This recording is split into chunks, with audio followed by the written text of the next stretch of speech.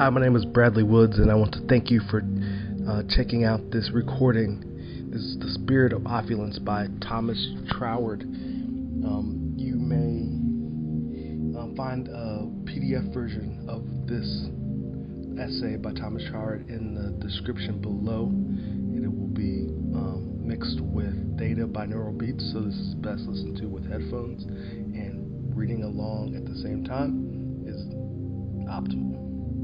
So let's get going. The Spirit of Opulence by Thomas Troward. It is quite a mistake to suppose that we must restrict and stint ourselves in order to develop greater power or usefulness. This is to form the conception of the divine power as so limited that the best use we can make of it is by a policy of self-starvation, whether material or mental.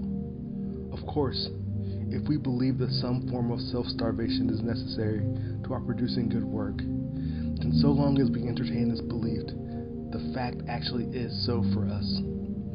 Whatsoever is not of faith, that is, not in accordance with our honest belief, is sin. And by acting contrary to what we really believe, we bring in a suggestion of opposition to the divine spirit, which must necessarily paralyze our efforts and surround us with a murky atmosphere of distrust and want of joy. But all of this exists in and is produced by our belief. And when we come to examine the grounds of this belief, we shall find that it rests upon an entire misapprehension of the nature of our own power.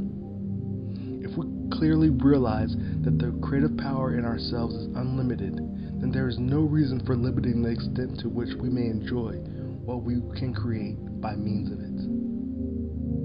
Where we are drawing from the infinite, we need never be afraid of taking more than our share.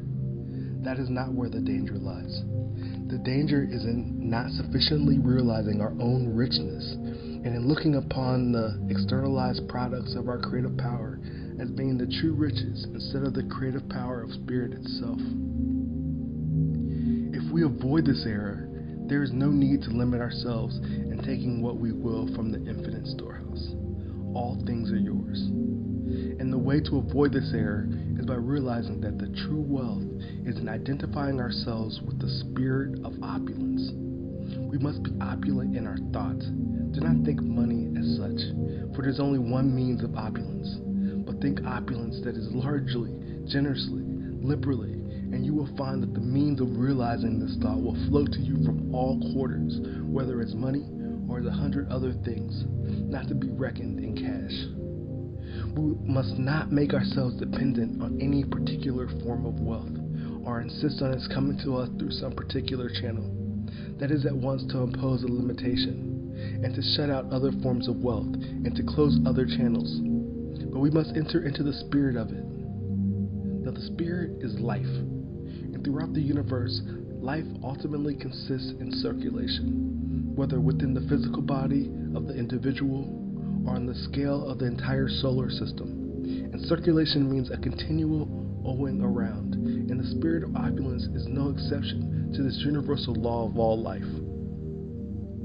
When once this principle becomes clear to us, we shall see that our attention should be directed rather to the giving than the receiving. We must look upon ourselves not as misers' chests to be kept locked for our own benefit, but as centers of distribution, and the better we fulfill our function as such centers, the greater will be the corresponding inflow.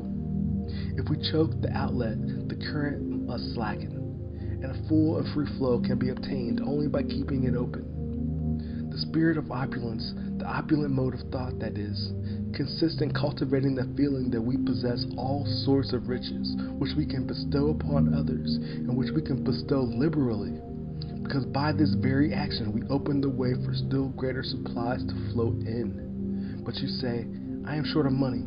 I hardly know how to pay for necessities. What have I to give?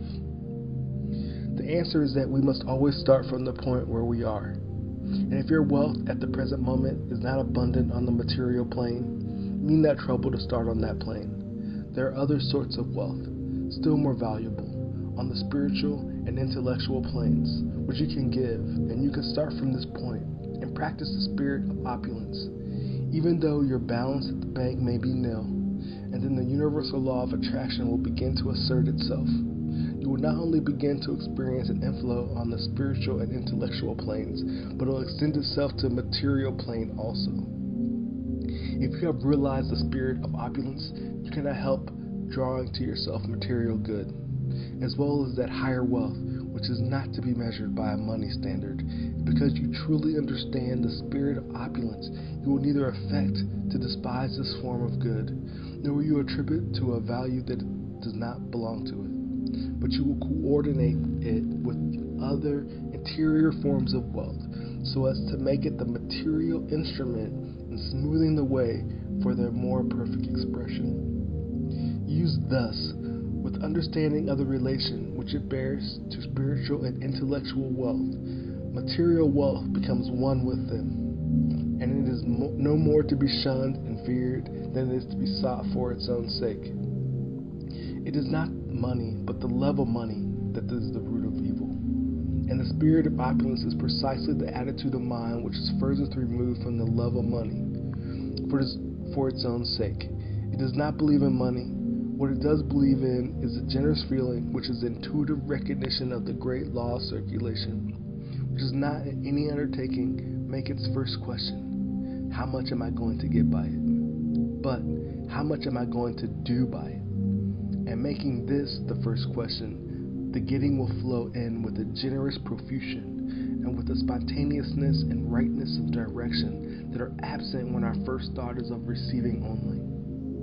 We are not called upon to give what we have not yet got and to run into debt, but we are to give liberally of what we have, with the knowledge that by so doing we're setting the law of circulation to work.